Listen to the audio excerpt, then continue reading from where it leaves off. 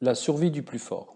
Selon le Saint-Coran, la survie et la victoire ultime de l'islam reposent uniquement et entièrement sur la force des arguments et non pas sur la puissance matérielle qui pourrait être déployée. Sur ce sujet, le Saint-Coran est très clair et spécifique. Il déclare que même si la force la plus grande est utilisée pour annihiler la vérité et supporter le mensonge, tous ces efforts seront vaincus et frustrés. La raison l'emportera toujours sur la force brutale des armes.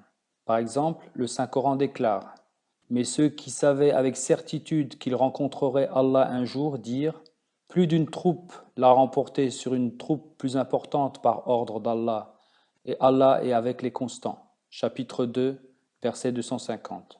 Le concept de la suprématie de l'islam doit être compris dans le contexte du verset mentionné ci-dessus.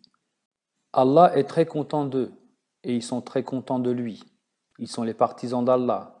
Écoutez bien, ô vous les gens, ce sont les partisans d'Allah qui réussiront. Chapitre 58, verset 23. Pendant la bataille de Badr, la première bataille de l'histoire de l'islam, les musulmans faiblement équipés et peu nombreux se retrouvèrent face à la puissance considérable des idolâtres de la Mecque. Les musulmans furent forcés de se défendre pour préserver leur idéologie plutôt que leur vie. Le Saint-Coran mentionne cet incident.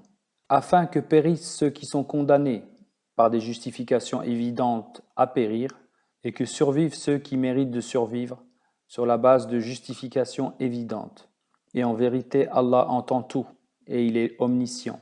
Chapitre 8, verset 43. C'est cette loi fondamentale qui joue le rôle le plus important dans le processus d'évolution de l'humanité.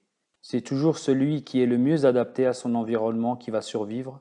C'est cela l'essence de ce message, le principe éternel sur lequel l'évolution de la vie est basée.